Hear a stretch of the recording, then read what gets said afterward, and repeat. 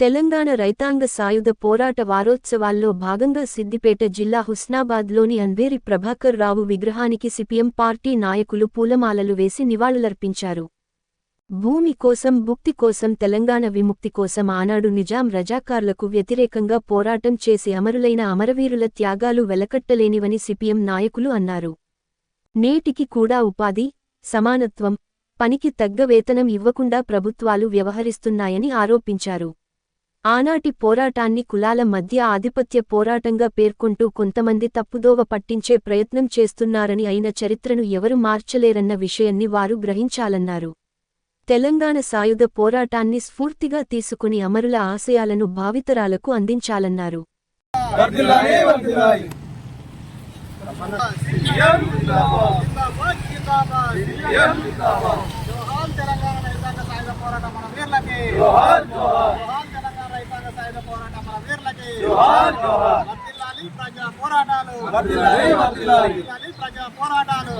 అలాగే మన హుస్నాబాద్ నాయకులు ప్రభాకర్ గారికి పూలమాల వేసి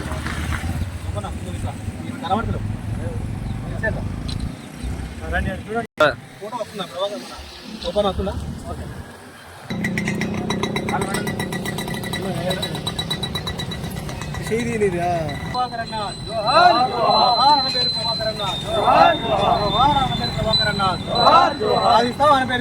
ఆశయాలను తెలంగాణ ముత్తవీరుల ఆశయాలను వీర తెలంగాణ రైతాంగ సాయుధ పోరాట అమరవీరుల ఆశయాలను వీర తెలంగాణ రైతాంగ సాయుధ పోరాట అమరవీరుల ఆశయాలను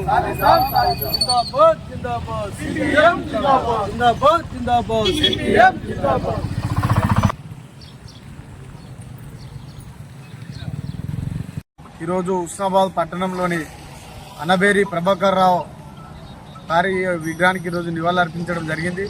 ఆనాడు తెలంగాణ రైతాంగ సాయుధ పోరాటంలో అసలు బాసినటువంటి ఈ ప్రాంతానికి ఇక్కడ నాయకత్వం వహించి ఈ తెలంగాణ ప్రాంతంలో ఆ రోజు తెలంగాణ విముక్తి కోసం ఆనాటి ప్రజలకు భూమి విముక్తి కొరకు ఆ రోజు పోరాటాలు జరిగినటువంటి సందర్భాలు ఉన్నాయి. కానీ ఈరోజు బీజేపీ దాన్ని వక్రీకరించి ఈరోజు అదేదో కులాల మధ్య జరిగినట్టు దాన్ని చిత్రీకరించేటువంటి పరిస్థితి ఈరోజు నెలకొన్నటువంటి పరిస్థితి ఉన్నది. కానీ చరిత్ర ఎప్పటికీ మనం జరగదు. ఎప్పటికీ తెలంగాణలో తెలంగాణ సాయుధ పోరాటం అంటేనే కమ్యూనిస్టులు అంటేనే తెలంగాణ సాయుధ పోరాటం అనే విషయాన్ని ఈరోజు తెలంగాణ సమాజం అంతా ప్రపంచం అంతా ఈరోజు చూసినటువంటి సందర్భం ఉన్నది. కాబట్టి ఇప్పటికైనా బీజేపీ వాళ్ళు బుద్ధి మానుకొని ఈరోజు తెలంగాణ రైతాంగ సాయుధ పోరాట చరిత్రను ఈరోజు వేరే రకంగా చిత్రీకరించేటువంటి బుద్ధిని మానుకోవాలని చెప్పేసి ఈ సందర్భంగా హెచ్చరిస్తాం.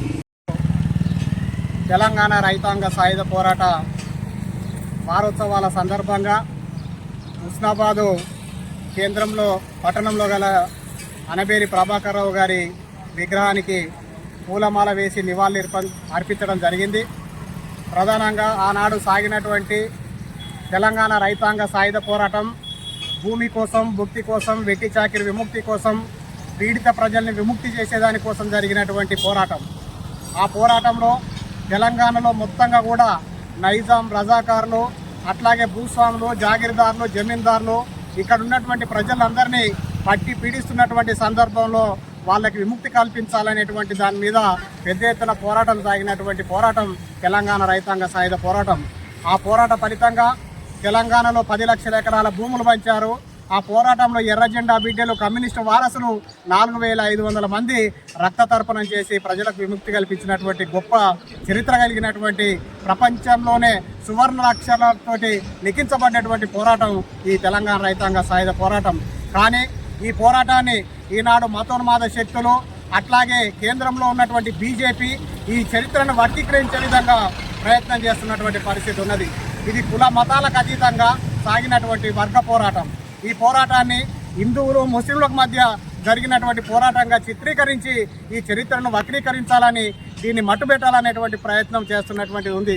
చరిత్ర దాగితే అది దాగేటువంటి పరిస్థితి ఉండదు. ఆనాడు సాగినటువంటి ఏదైతే పోరాటం ఉందో ఈ వర్గ పోరాటం నేటికి ఆనాడు ఏదైతే కలలు కన్నారో వాటికి సంబంధించినటువంటి ఆశయాలు ఇంకా మిగిలే ఉన్నాయి. అవి నెరవేరలేదు.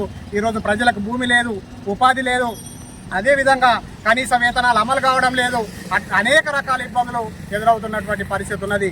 ఆ తెలంగాణ రైతాంగ సాయుధ పోరాట స్ఫూర్తితోటి, అనబేరి ప్రభాకర్ రావు గారి స్ఫూర్తితోటి రానున్న కాలం లోపల అన్ని వర్గాల ప్రజల యొక్క సమస్యల పరిష్కారం కోసం ఒక బలమైనటువంటి ప్రజా ఉద్యమాలు నిర్మిస్తామని చెప్పేసి సిపిఎంగా మేము తెలియజేస్తున్నాం.